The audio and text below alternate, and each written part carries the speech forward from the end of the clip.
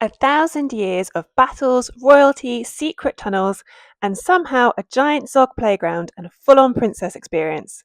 Today, we're diving into Warwick Castle, where medieval history meets theme park energy, and trust me, it's changed a lot since we last came here.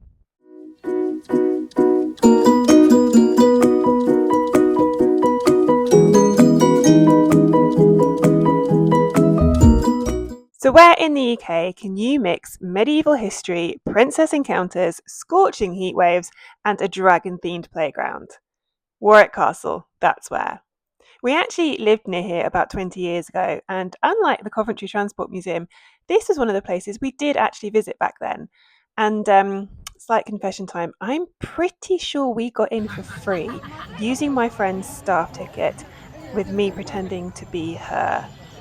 But anyway, fast forward to today, and we're back with our kids to see just how much this place has changed. Warwick Castle sits right on the edge of the town of Warwick in the West Midlands, just a short hop from Coventry. Our castle has stood on this site since 1068, when William the Conqueror built a wooden Motte and Bailey one here. Over the centuries, it's been rebuilt, expanded, knocked down, rebuilt again, and lived in by some of the most powerful families in English history. We're talking the Beaumonts, Beauchamps, Nevilles, Plantagenets, Dudleys, Grevilles, and basically a medieval version of Who's Who. Before I get into all the fun stuff, I have to give Warwick Castle a massive shout out for their disability inclusion. One of our group has a disability, and honestly, we were just blown away by how inclusive this place could be. The website has everything that you would need to plan a visit. Things like social stories, blue badge info, information about changing facilities and accessible toilets. And on the day itself, the staff was so helpful and so incredibly well trained. We were given an accessibility map that didn't just show toilets, but things like the step counts and the gradients and the cafe layouts.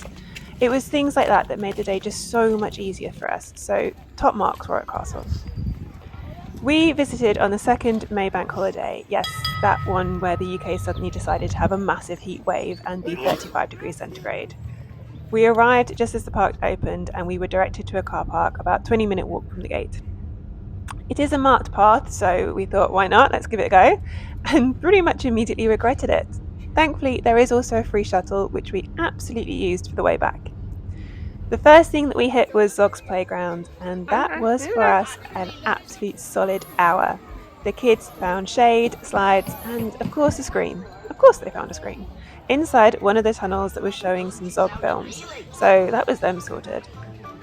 Right next door is the Horrible Histories maze, which I was far too excited about. I really wanted the kids to love this place.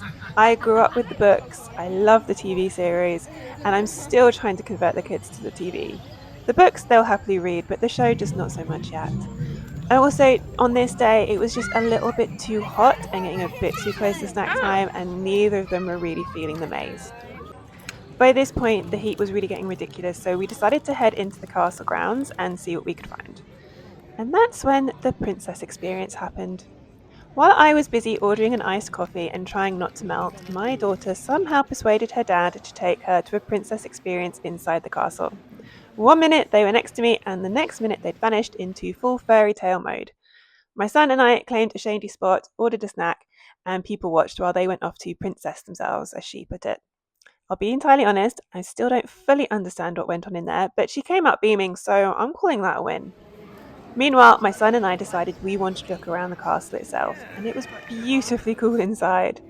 I remembered the Royal Weekend Party exhibit from our last visit, with the life-size models of the family who lived here at the turn of the century. There was also a Henry VIII and his 6 wives exhibit, which I'm not quite sure why that was there, but anyway, it was good, it was nice to look at. Walking through the castle was a great reminder this place wasn't just a fortress, it was a home. Generations lived, schemed, and hosted royalty here. Then came the climb. The whole family decided to tackle the old medieval Bailey, and yes, it was still 35 degrees, and yes, we questioned every life choice halfway up. But the views at the top, absolutely stunning. Miles of green Warwickshire countryside, such a contrast to the city life we're used to. And it was also the perfect moment to talk to the kids about why castles like this were built and what they were defending. Food-wise, I did slightly regret not bringing a picnic, but only slightly. There were plenty of options, though as an allergy family this can sometimes be a little bit tricky for us to navigate. We eventually found a pizza van and enjoyed some slices under the trees outside the castle walls. Normally, Warwick Castle has loads of shows, jousting, birds of prey, reenactments, etc.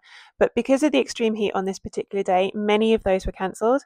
And honestly, fair play to them for putting the animals first. No one wants to see a horse jousting in 35 degrees. There were a couple of attractions we skipped, the Kingmaker and the Warwick Dungeon, mostly because the kids weren't really into it. The Kingmaker does have a quiet hour with reduced sound effects, which is brilliant for the sensory needs, but just today was not the day that the children wanted to see that.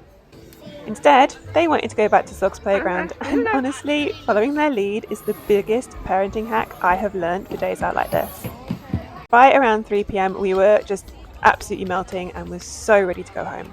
So we headed to nearby Leamington Spa for an ice cream and bored the kids with stories of our student days in Lem, as we called it. They were not impressed. Overall, we had a fantastic day. Yes, it's pricey, but as a one-off treat, it was worth it. And we'll definitely come back, if only to catch the shows that we missed. If you enjoyed exploring Warwick Castle with us, check out my other family-friendly UK adventures. There's plenty more history, chaos, and questionable parenting choice where this came from. Hit subscribe, and I'll see you in the next one. Bye!